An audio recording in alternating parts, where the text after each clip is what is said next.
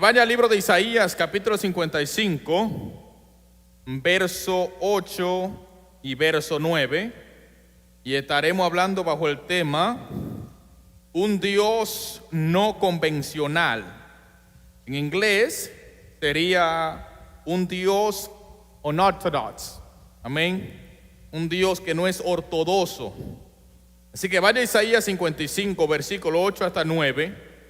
Y vamos a aprender un poco de este Dios que se revela en las Escrituras y que muchas veces en nuestra finitud nos preguntamos el por qué Dios hace esto, el por qué Dios permite o el por qué Dios lo hace de esta manera. Pues Isaías 55, versículo 8 y 9 nos lo responde de inmediato, y con más escrituras que estaremos viendo más adelante dentro del mensaje, pues estaremos conociendo un poquito más de este Dios no convencional. Amén. Un Dios no convencional. Así que dice así Isaías 55, verso 8 y 9: porque mis pensamientos no son como sus pensamientos. Ahí es donde tenemos trabajo en entender el por qué Dios hace, cómo lo hace y con quién lo hace. Porque Dios no piensa como los hombres. Él dice: porque mis pensamientos no son como sus pensamientos, ni mis caminos son como sus caminos, declara Yahweh. Porque así como los cielos son más altos que la tierra, así mis caminos son más altos que sus caminos, y mis pensamientos más altos que sus pensamientos. Padre, gracias, Señor. Sea bendecida la iglesia en el nombre de Jesús. Amén. Gloria a Dios. Un Dios no convencional. Podemos ver por la revelación escrita que Dios actúa, habla, se revela de distintas maneras. La forma de Dios obrar es siempre cuestionada por el hombre. El hombre cuestiona o se pregunta por qué Dios lo hizo así. Se nos hace difícil entender en cómo Dios obra, en cómo Dios se hace conocer y cómo Dios también prueba al hombre. La palabra unorthodox o ortodoxo en español es la palabra que significa poco inusual o también significa poco convencional. Unorthodox es alguien que no se conforma a las reglas. Nosotros servimos a Dios que, aunque es un Dios de orden, a la hora de Dios trabajar no está sujeto a las reglas de los hombres o al pensar del hombre. ¿Estamos aquí? Dios no hace como el hombre quiere que se haga o como el hombre piensa que se debe hacer. Lo último que nosotros podríamos pensar es que podemos aconsejar a Dios en cuanto a cómo obrar. Lo último que a nosotros se nos puede llegar a pensar en nuestra mente es decirle a Dios cómo hacer las cosas. Amén. Dios no piensa como el hombre piensa. Dios trabaja misteriosamente. Eso se nos ha predicado a nosotros todo el tiempo. Dios trabaja misteriosamente. Por eso muchas veces no entendemos por qué nos pasan las cosas o el por qué Dios nos pide que hagamos algo a lo que no estamos acostumbrados o que nos parece muchas veces locura. ¿Estamos aquí? Estaremos viendo porciones bíblicas que nos explicarán manera en la que Dios trabaja y que a nosotros se nos hacen difícil de entender. Y como hicieron estos hombres en la Biblia, amén, que aún sin entender y quizás confuso, tomaron la decisión de confiar en Dios.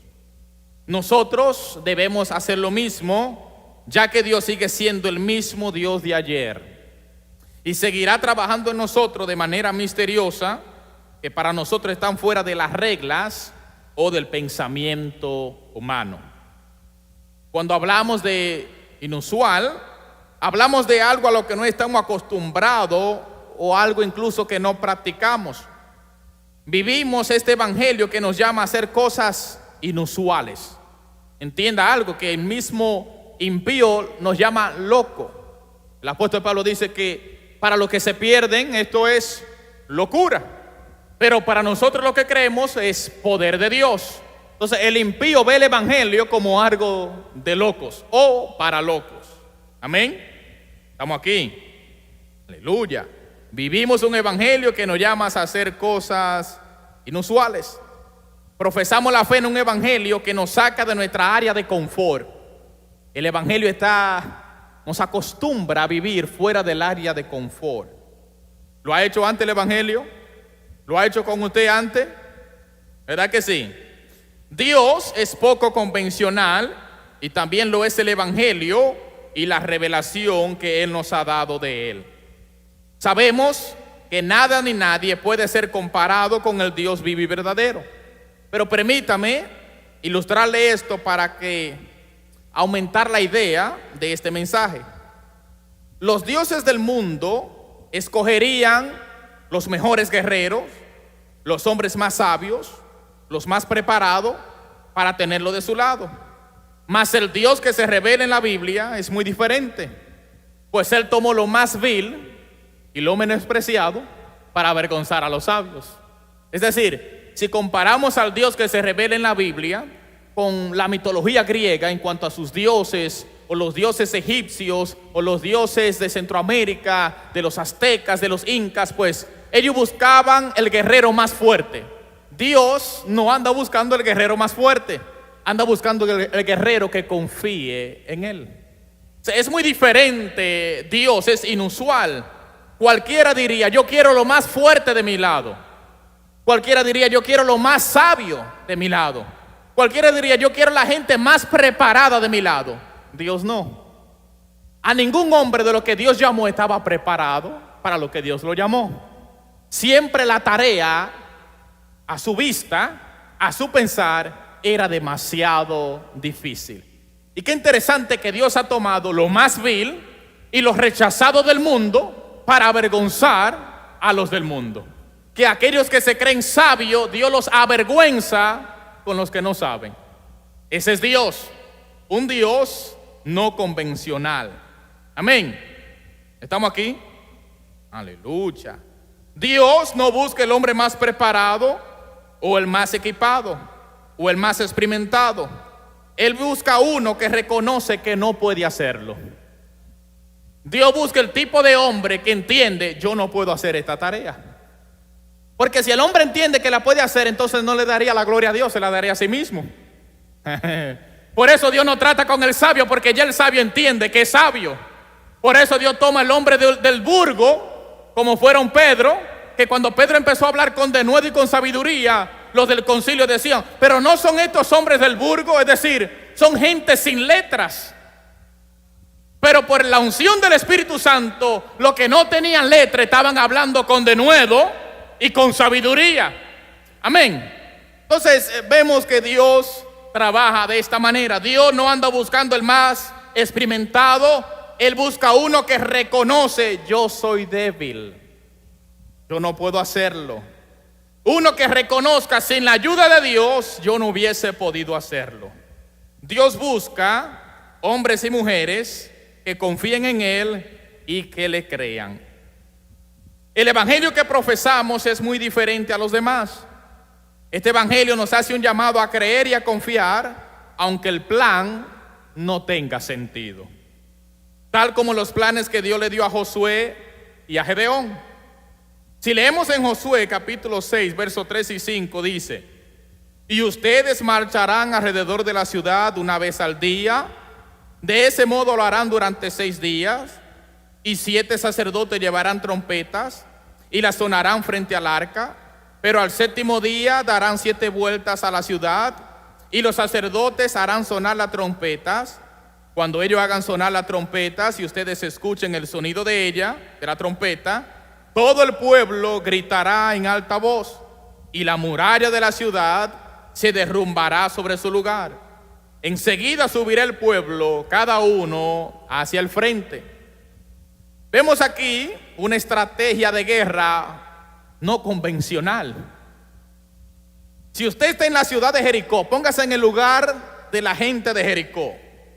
Si usted está en la ciudad de Jericó y ve un pueblo que viene a hacerle guerra y comienza a darle vuelta a la ciudad con trompetas y luego se va y vuelve al otro día, y se repite esto por 6 largos días, usted dejará de preocuparse y diría: este ejército está loco. Este es un ejército que ha perdido la cabeza. Y más esta gentes, los caldeos, que adoraban tantos dioses, cuando viene a ver hubiesen dicho ellos: nuestros dioses enloquecieron al ejército de Israel. Cuando viene a ver, viendo esta repetición de que todos los días salían a dar una vuelta, dirían la gente de Jericó: el Dios que los sacó de Egipto los abandonó delante de nosotros. Nuestros dioses fueron más fuertes que el Dios de Israel. Porque es inusual como Dios le da una estrategia a Josué. No solamente esto, sino que nadie hablara. Un silencio total en todo el pueblo. Cualquier soldado de Jericó, por más miedo que tuviera en el primer día, porque acordémonos que nos dice las Escrituras que por cuanto ellos escucharon de las obras del Dios de Israel y cómo lo libró de Egipto, pues ellos fortalecieron estas murallas en Jericó para guardarse de Israel. Imagínense que ellos se guardan de un pueblo y que este pueblo día tras día viene con trompeta, da una vuelta y se va. ¿Pero y qué es lo que le pasa? Se pusieron locos. Gloria a Baal, sea Baal glorificado. Vamos a hacerle sacrificio a Baal, que ha enloquecido a nuestros enemigos.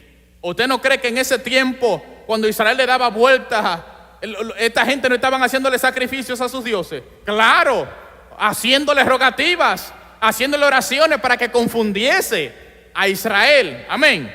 Entonces, esto era lo que ellos estaban viendo delante de ellos: un pueblo dando vueltas. Y tal y como Dios le dijo, así sucedió. En el 7º día, después que acabaron de dar 7 vueltas, que en total fueron 13, todo el pueblo gritó y las murallas se cayeron. Hay que tener fe para creer en esa estrategia. Todo hombre de guerra dirá: pero Josué, como que estamos perdiendo el tiempo aquí. Vamos a lanzarnos, vamos a tirarnos al frente, vamos a tirar flecha, vamos a ver si hay una entrada. Hay que tener fe en lo que Dios dice, aunque en nuestra mente finita no cabe la idea. Muchas veces nosotros nos hacemos incrédulos porque no entendemos cómo Dios trabaja, porque nosotros como hombres queremos que Dios nos explique todo el plan. Queremos que Dios nos diga cómo va a suceder. Aleluya. Aunque no entienda, haz como Dios te está diciendo. Porque en la obediencia de no entender es lo que Dios se glorifica. Cuando tú no entiendes y tú obedeces, Dios se va a glorificar. Pero si empezamos a preguntar, ¿y cómo lo va a hacer? Porque eso de inmediato es lo que llega a nuestra mente. Dios nos dice: voy a hacer esto contigo. ¿Y cómo?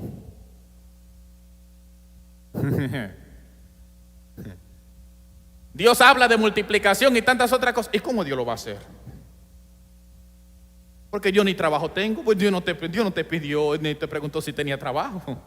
Dios lo va a hacer. Amén. ¿Estamos aquí? Aleluya.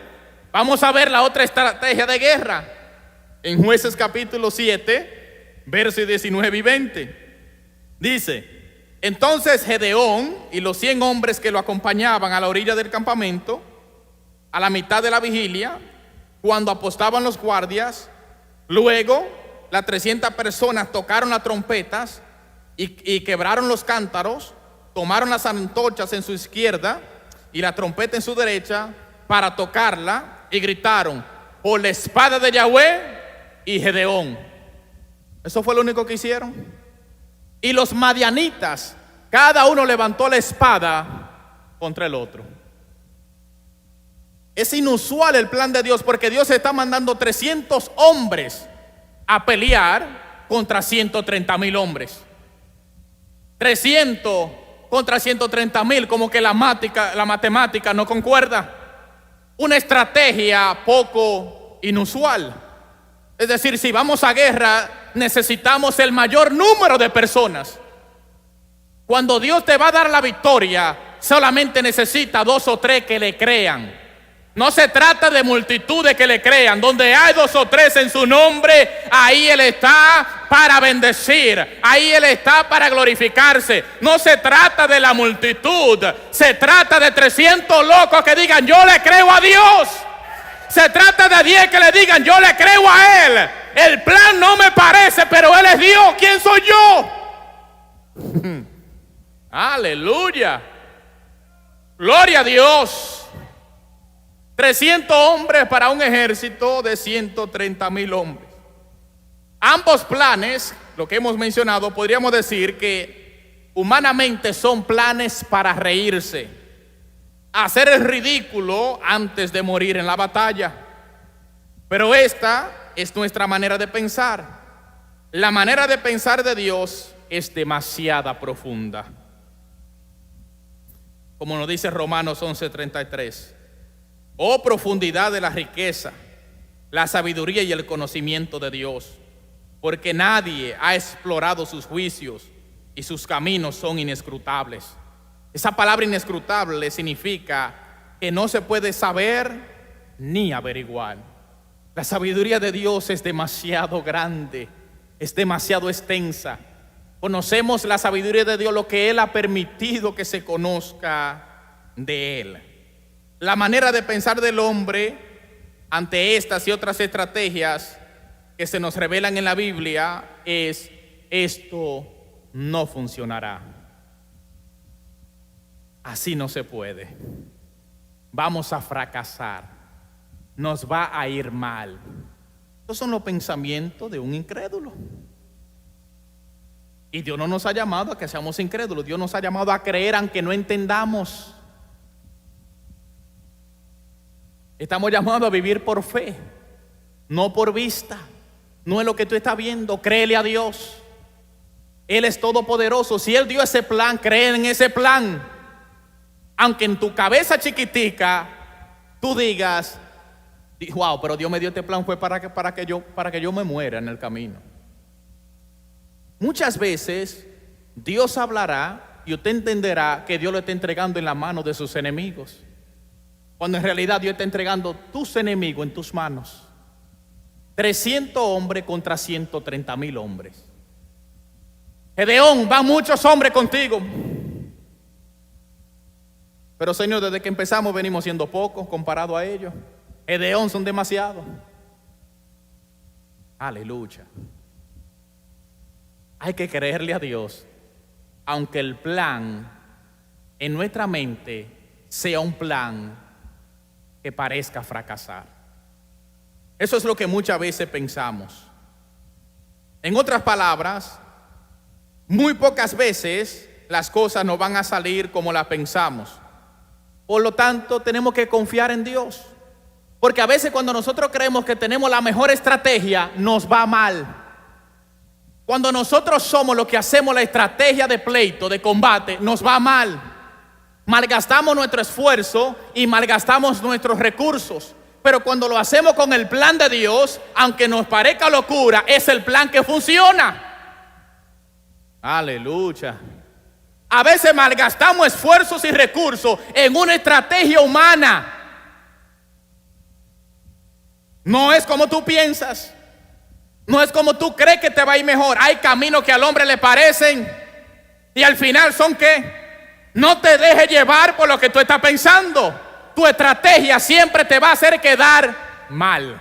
Pero si oras a Dios y le dices: Señor, dame la sabiduría. ¿Cuál es la estrategia? ¿Cómo yo trato con este problema? ¿Cómo yo consigo la victoria ante este problema? Yo sé que no tengo la fuerza y no tengo el ejército, pero tú eres el Dios que todo lo puede y que todo lo hace. Dame tú la sabiduría. ¿Cómo yo hago para ganar este pleito? ¿Cómo yo hago para ganar en mi casa? ¿Cómo yo hago para ganar en lo espiritual? A veces, porque somos tan así, tan desesperados, que a veces estamos peleando con demonios equivocados por falta de orar y pedirle a Dios sabiduría. Aleluya. A veces estamos peleando con el enemigo equivocado por falta de sabiduría. Hay que orarle a Dios. Cuando usted le ora a Dios, Dios le da las estrategias. Dios le va a dar la sabiduría. haz así, ve por aquí, ve por allí, yo te lo entregaré en tus manos. Hay que orar como hacía David. Antes de David salir a guerra, oraba: Señor, ¿me conviene ir a guerra? Y si Dios le decía: sí, ve, David salía a pelear. Pero ya David iba con una fe, ya David iba con una confianza. Ya Dios dijo: como lo iba a entregar en mis manos. Señor, los filisteos nos están atacando por este lado, nos conviene ir a guerra. Ve con todo tu pueblo, que yo te lo entregaré hoy en tus manos. Es mejor pelear con sabiduría que pelear con ignorancia, porque cuando viene a ver, se están tirando trompones a lo loco y nadie está cayendo. Hay que pelear con estrategia y con sabiduría. ¿Y quién mejor que Dios? Dios de los ejércitos, que nunca ha perdido una batalla, ni la ha perdido ni la va a perder nunca. Él es el Dios fuerte, soberano. Dios es un Dios de estrategias. Incluso, miremos esto, que en la Biblia, luego que David fue rey, David buscaba gente que estudiaran hasta los desiertos. David era un hombre que buscaba la gente sabia que tuviera en su ejército. Amén. Había una tribu que estudiaba el desierto. Ellos eran expertos en estudiar las condiciones del desierto. Entonces ellos le comunicaban al rey: en este tiempo sí se puede ir a guerra, o en este tiempo las condiciones del desierto no nos van a ser beneficiosas, vamos a morir en el desierto. Estrategias. Dios le ha dado al hombre estrategias, pero nuestra falta de oración y de búsqueda nos lleva otra vez a fracasar en nuestros propios planes. ¿Estamos aquí? Entonces, aunque el plan de Dios se vea inusual, o para reírse, o que parezca locura, ese es el plan que Dios te está dando y con el cual te dará la victoria. ¿Qué es lo que dice Isaías 55? Mis pensamientos no son, y mis caminos no son. Hagamos como Dios dice. Hagamos como Dios dice que se haga. Qué bueno que Dios le dijo al pueblo que nadie hable, porque imagínense los consejeros arriba de Josué. Josué, ¿tú estás seguro que escuchaste la voz de Dios? Josué, ¿tú estás seguro que no? Cuidado, Josué, si estoy escuchando otra voz. Josué, y si lo hacemos de esta manera, y si no le damos la vuelta completa, solamente nos paramos frente a ellos, tocamos la trompeta y nos devolvemos. Qué bueno, porque cada vez que Dios le da un plan a un hombre, aparecen muchos consejeros. Vamos a hacerlo de esta manera, vamos a hacerlo así, que conviene de esta manera. No, que el pueblo haga silencio y déjese llevar del hombre a quien Dios le habló. Que el pueblo sea guiado por el hombre a quien Dios le habla. ¿Y qué hizo Dios? Le cayó la boca a todo. Que nadie hable ni una sola palabra hasta el día en que Dios diga: griten. Aleluya. Cuéntele la idea a alguien de un sueño que usted tuvo para que usted vea. Mira, yo quiero poner este negocio. Aparecen 10,000 consejos que usted nos mandó a buscar. Yo tengo esta idea de un negocio, quiero poner este negocio. Ay, mira, no lo haga porque un primo mío lo puso y le fue mal. Pero ese fue a tu primo. Y yo y tu primo somos muy diferentes.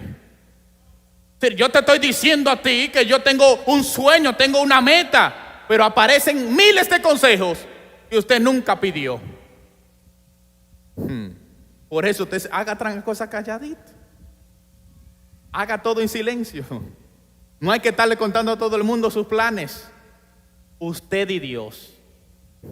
Cuando tu corazón confía en Dios, dice Dios que los planes de tu corazón Dios lo hará prosperar. Cuando tú tienes fe en Dios, los planes de tu corazón Dios los hará prosperar. Confía en Jehová tu camino y los planes de tu corazón, lo que tú quieres, Dios lo hará prosperar. Aleluya. Gloria a Dios. Aleluya. La manera de pensar del hombre es: estas estrategias no funcionarán. Pero la manera de pensar de Dios es: le voy a demostrar que yo soy Dios grande, fiel y poderoso, que si confían en mí, les mostraré mi grandeza. En la manera que Dios trabaja es para que nosotros confiemos en Él y le demos la gloria a Él y entendamos que es por Él en quien tenemos la victoria. Nosotros como hombres somos muy vanagloriosos. Por eso cuando el hombre piensa hacer algo con sus manos sin la ayuda de Dios, le va mal. Y Dios permite esto para que el hombre, cuando vea que le fue mal, invoque a Dios y confíe en Dios, para que cuando Dios haga la obra, tal hombre declare: no fueron por mis fuerzas, sino por la de Dios. Aleluya. La gente más preparada, Dios le ha quitado lo que ellos entienden que lo prepara y lo capacita, y con lo más mínimo Dios se glorifica. Con lo más pequeño. Dios no es un Dios que necesita que tú seas grande, grande es Él. Dios no necesita que tú seas sabio, sabio es Él. Dios no necesita que tú seas experto, experto es Él. Dios no necesita que tú sepas muchas cosas, el que sabe todas las cosas es Él. Confía en Él. Él es el dueño de la sabiduría y de toda la ciencia. Dios lo único que nos está pidiendo es que confía. Cree, al que cree verá la gloria. Para el que cree todo le es posible. Es lo único que Dios está pidiendo de los hombres. Señor, yo no sé hablar. Yo no te estoy pidiendo que hable. Gloria a Dios. Señor, ¿con qué me presentaré ante el faraón? Fácil. ¿Qué tú tienes en la mano? Una vara, con eso mismo. Tírala al suelo. Y una vara se vuelve serpiente. ¿Cómo? Vuelve y tómala. Con esto tú irás delante del faraón. Y tú le dirás: el Dios de Israel me ha mandado a que te diga: deja ir a mi pueblo. ¡Una vara! A usted y a mí nos dicen eso hoy. Decimos: wow, pero Señor, reprenda al diablo. Mira aquí.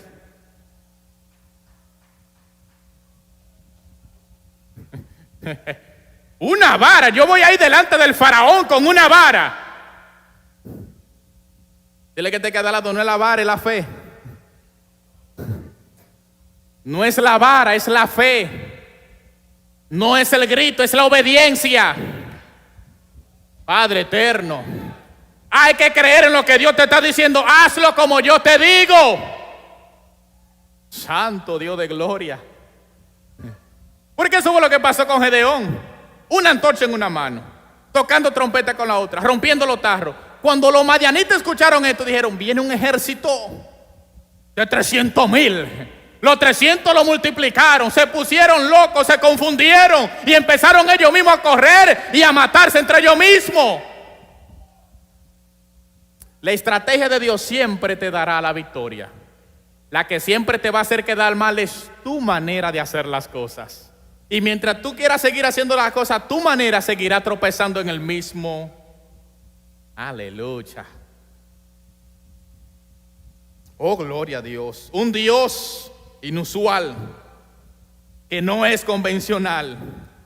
Quizás Dios te está demandando algo que para ti no tiene sentido. ¿Le ha pasado eso? Cuando Dios le demanda algo, no le explica el por qué, solamente le dice: dámelo. Como en el caso de Abraham.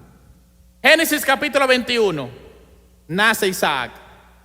Génesis capítulo 22, dame a Isaac. Pero ven acá, pero tú me lo acabas de dar. Isaac es el hijo de la promesa. El hombre tiene más de 40 años esperando al muchacho. Génesis 21, se cumple la promesa. Génesis 22, dámelo. Dios muchas veces va a demandar cosas de nosotros que no tienen sentido para nosotros. Pero quizás Dios solamente quiere probarte como probó a Abraham. Quizás Dios no quiere eso. Dios no quiere Isaac. Dios quiere que tú se lo entregues de corazón. Porque cuando Abraham levantó el cuchillo para degollar a su hijo, Abraham, no le ha ganado al muchacho, porque yo sé que tú, ¿qué? No lo has reservado de mí, sino que me lo entregaste. Muchas veces Dios te va a demandar cosas que para ti son inexplicables. Como que tú no la vas a entender, pero quizás Dios no quiere que tú degolles a Isaac. Quizás Dios quiere que tú te despegues de él, de tu corazón. Ay, Dios santo, se me fueron. Están aquí. Quizás Dios no quiere que tú lo degolles, no, Él te está probando a ver si tú le vas a entregar lo que tú tienes 40 años esperando. Ay, Dios de gloria. Señor, yo llevo 40 años esperando, yo no te voy a dar a mi Isaac. No. Abraham se lo dio desde el corazón. Entonces, muchas veces Dios nos va a pedir cosas que para nosotros son verdaderamente inusuales. Pero el Dios de lo inusual sabe cómo glorificarse a la hora de la prueba. Si hay un Isaac que Dios te está pidiendo, no dudes en entregárselo de corazón. Porque cuando tú crees que lo vas a perder, Dios te dice, detén la mano. Solamente quería probarte. Pero puede ser que también Dios te diga, entrégame a ese Isaac, y usted tenga que entregárselo. Ay, Dios de gloria. Aleluya. Quizá a uno le diga, detente, solamente quería probarte. Pero puede ser que a otro le diga, yo lo quiero, Santo Dios de gloria. Y hay que estar preparado para cuando Él te diga, detente, pero también cuando Él te diga, entrégamelo completo. Oh, mi alma alaba la gloria de Dios. Entonces podemos ver en las Escrituras un Dios no convencional. Aquel que cree que conoce enteramente a Dios está bajo un engaño del cual tiene que ser libre. Lo que nosotros conocemos de Dios, porque Dios en su soberanía y en su voluntad y en su misericordia ha querido revelarse al hombre. Pero Dios, como dice Job 33:14, de una u otra manera habla Dios al hombre. Dios se manifiesta de una u otra manera. Dios trabaja de una manera u otra manera. Dios se glorifica de una manera u otra manera. La iglesia no puede encajar a Dios. No, que Dios nada más se mueve así. Dios nada más habla así. Dios nada más. No. Dios hace como Él quiere, cuando Él quiera y con quien Él quiera. Dios no está sujeto a una regla, mucho menos a las reglas del hombre. El hombre en su mente tiene reglas, que esas reglas muchas veces lo hacen incrédulo a lo que Dios quería hacer. Si Dios le dice a un hombre sabio, mira, yo necesito que tú hagas esto, el sabio le va a buscar la lógica a todo. Dios no anda buscando gente con lógica. Dios anda buscando gente que tenga fe. Y por eso fue que Jesús nunca llamó a un sabio. Llamó a los que no sabían. Porque los que no sabían tenían que entregarse en fe, a creer en lo que Dios estaba diciendo. El sabio, el científico, el que cree que lo sabe todo, a todo le busca la quinta pata al gato. La lógica a todo. Sí, hermanos, si nosotros no ponemos a buscarle lógica a este evangelio, desde Génesis 1:1 nos vamos a perder. En el principio creó todos los cielos y la tierra. Si le empezamos a buscarle lógica a todas las cosas, y como Dios habla, y como Dios hizo, y el por qué Dios permitió esto. Para mí una de las cosas más inusuales es lo que Dios hace con el pueblo de Israel. Por fin llegan a la tierra prometida. Josué muere. Se quedan sin líderes. Pero dice Jueces que Dios dejó 5 naciones para probar a Israel, porque había una generación que no conocía guerra. Y yo, pero ven acá, este pueblo viene 40 años en esto, dándole vuelta a un desierto, Dios peleando con ellos, y cuando ya llegan, Dios deja 5 naciones para que lo probaran. ¿Y quién entiende eso? Cómo Dios nos habla a nosotros de paz y que va a quitar a nuestros enemigos, mas ha dejado 5 naciones a nuestro alrededor para que nos pongan a prueba. ¿Y qué hicieron Israel? Como no quería pruebas, se entregó a los dioses de ellos. Santo Dios de gloria. Y desde ahí vienen 430 años de los tiempos de los jueces, donde Israel caía en manos enemigas, se arrepentía, Dios los restauraba, volvían, caían, Dios los restauraba. 430 años. Cosas que uno dice, ¿y por qué? Usted conoce el coro de Juan Luis Guerra, ¿verdad? Las avispas. Yo mandaré las avispas delante de mí. ¿Qué fue lo que Dios le dijo a Israel? Mira, que yo no quitaré a estos pueblos de la tierra para que Dios mío, las fieras del campo no te coman, sino que lentamente yo iré quitando a tus enemigos de delante de ti. La manera de Dios trabajar. Dios sabe que si dejaba al pueblo desamparado, iba a tener un conflicto con las fieras del desierto. Y Dios le dice: yo voy a enviar a estas avispas delante de ti para que vayan quitando a los enemigos. A veces hay guerra que tú estás peleando, que tú le estás pidiendo a Dios que te la quite, y Dios lo ha dejado ahí por un tiempo, con un propósito. No me entendieron, lo voy a explicar de nuevo. Pues ya voy a ir cerrando, voy a ir cerrando. A veces tú estás orando para que Dios te quite algo, y Dios no lo ha quitado porque ese algo está sirviendo con un propósito.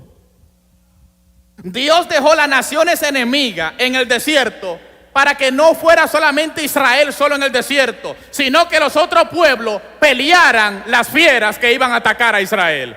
Muchas veces tú estás orando para que Dios te quite un problema de encima, y el problema Dios no lo ha quitado no por falta de fe, sino porque el problema está sirviendo un propósito. Ay, no. Aleluya. Ahí es donde usted tiene que hacer como Dios le dijo a Pablo: bástate. Cosa difícil esa.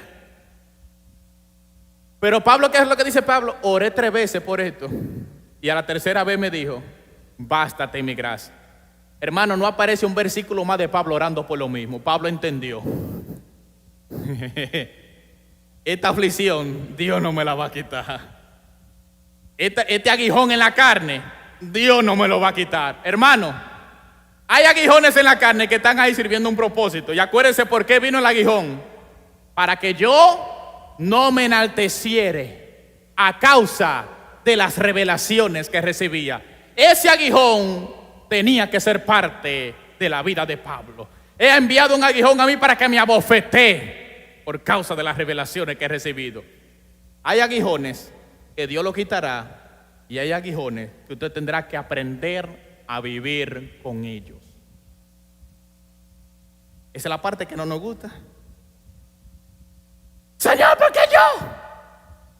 Tu hijo, que ha servido 30, 40 años en el evangelio. Yo, Señor, que he ayunado. Yo, Señor, que he orado. Yo, que he diezmado. Yo, que he ofrendado. Y a Dios: ¿quién eres tú para darme consejo a mí?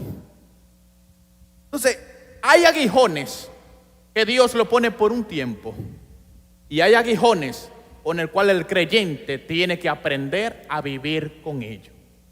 Dios lo quitó, gloria a Dios. Dios no lo quitó, sea Dios glorificado una vez más.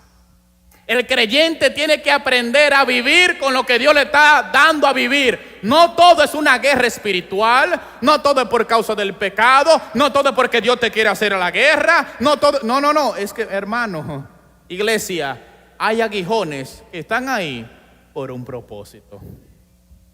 No ve el aguijón como algo malo, véalo como algo que Dios está usando para Dios glorificarse. Pablo: bástate en mi gracia, porque cuando tú eres débil, ¿entonces qué? ¿Entonces qué? ¿Entonces qué? En tu debilidad yo me hago. ¿En la debilidad de quién? En la debilidad del hombre Dios se hace. Bástate en mi gracia, porque mi gracia te es suficiente. Póngase sobre sus pies. Gloria a Dios. Un Dios que obra de manera no convencional. Dios no hace como al hombre le parece que le conviene. Dios hace de la manera en la que Él se quiere glorificar.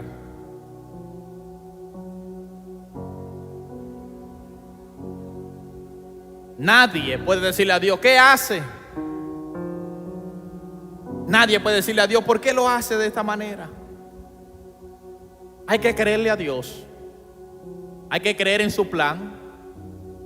Hay que creer en su estrategia, aunque para nosotros sea algo inusual o algo a lo que nosotros no estamos acostumbrados.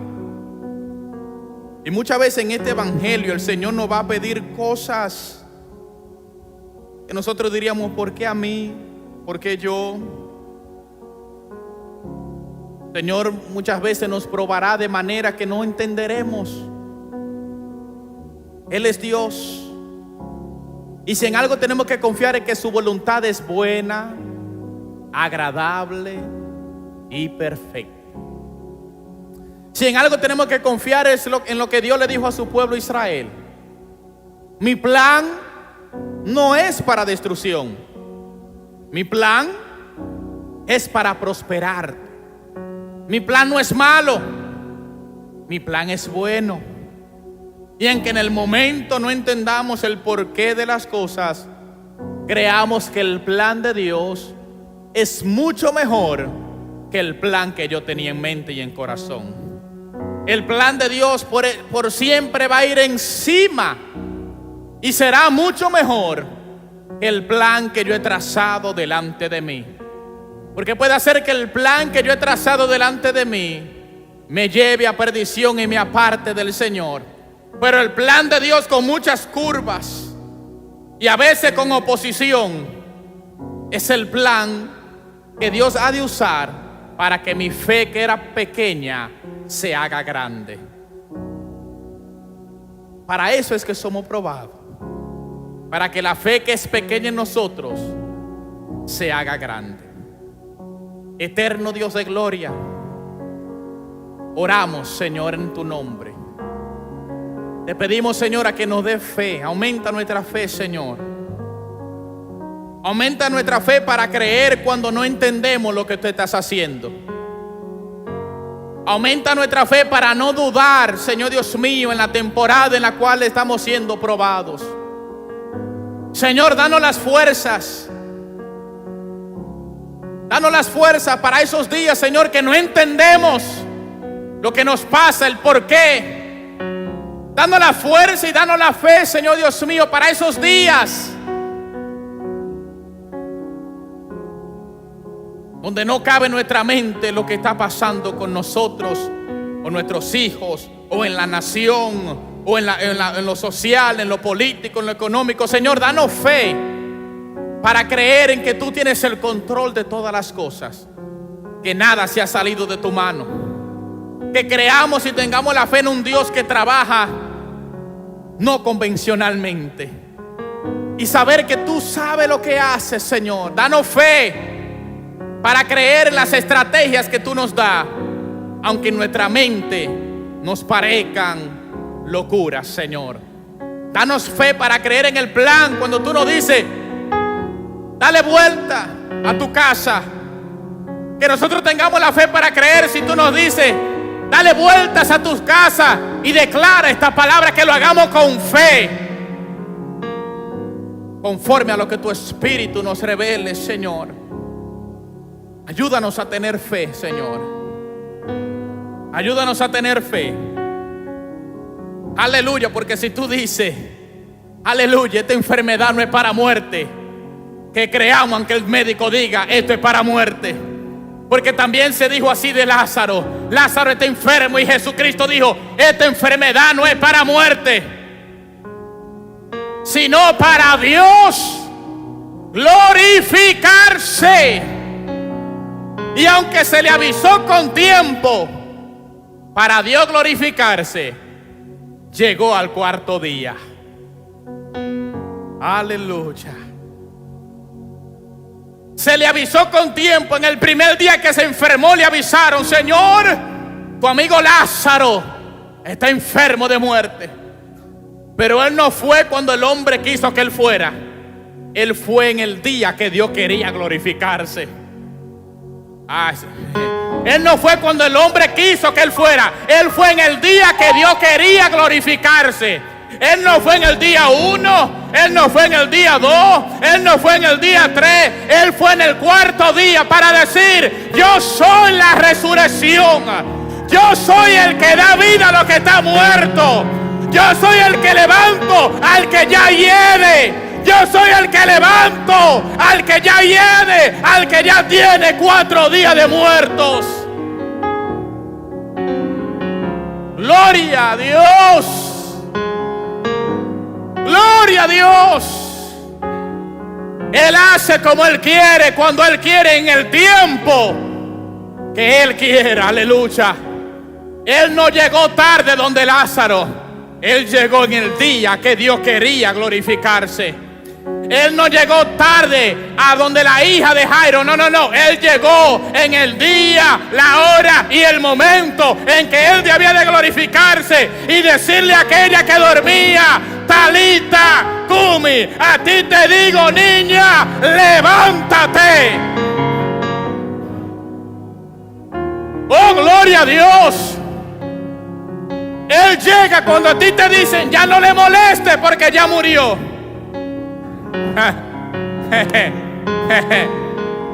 Oh, gloria a Dios. Él llega cuando a ti te dicen: ya no molestes al maestro porque tu hija murió.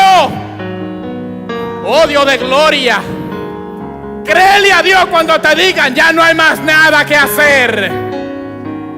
Créele a Dios cuando te digan: Jairo, ya no hay más nada que hacer. Porque cuando el hombre te dice no hay más nada que hacer, Jesús te dice: solo confía. Solo confía. Yo no voy tarde a tu casa, no, yo voy a llegar justo a tiempo. Yo no estoy tarde. Lo más interesante de la historia: Jairo es quien busca al Señor, pero llegó una piedra de tropiezo. Llegó una mujer con un flujo de sangre. Diría Jairo: Señor, reprenda al diablo. El Señor reprenda al diablo. Yo vengo corriendo a buscar al que puede sanar a mi hija. Y cuando él iba de camino, porque Jesús iba de camino a la casa de Jairo, viene esta mujer y una multitud, y el Señor se detiene. Cualquiera diría: el Señor reprenda al diablo. Ha aparecido esta mujer con un flujo de sangre. El Señor se ha detenido ahora a preguntar quién lo ha tocado. Ahora el Señor establece una conversación con esta mujer. Yo estoy desesperado. Hay una hija en cama que se está muriendo. Y hay aquí una multitud que le aprieta. Y una mujer que se está robando mi milagro. Ay, Dios de gloria. Ha aparecido una mujer que se está robando el milagro. Y mientras Jesús habla y se descubre que aquella mujer había sido sanada, le dicen: Jairo, ya no le moleste, que ya tu hija murió. Es difícil seguir creyendo, pero ahí Jesús le dice a Jairo: te han dado una mala noticia, pero yo te doy una buena, solamente confía. Llegó la mala noticia, solamente confía, que yo voy de camino a tu casa. No importa lo que te están diciendo, una vez que yo entre, traeré solución a tu casa. Una vez que yo entre, traeré el milagro a tu casa. Así que, Padre, danos fe para creer en nuestro momento más difícil. Y cuando se diga a nuestros oídos: ya no hay nada que hacer. Señor, danos fe para creer cuando llega la mala noticia. Eterno Dios de gloria, bendice a tu pueblo, Señor. Aumenta la fe de tu iglesia. Danos fe para creer en lo sobrenatural. Danos fe, Señor, para creer en que tú eres el Dios que todo lo puede y que nada es difícil para ti. Señor, ahora que vamos a salir de este lugar, pedimos por tu cobertura, tu gracia y por tu favor. Llévanos, Señor, bajo la sala de tu Espíritu. En el nombre del Padre, del Hijo y del Espíritu Santo. La iglesia dice: Dios me le bendiga, Dios le guarde. Mañana sábado, reunión de las parejas. Y el domingo estamos aquí a las 11 para gozarnos en el Señor. Dios me le bendiga.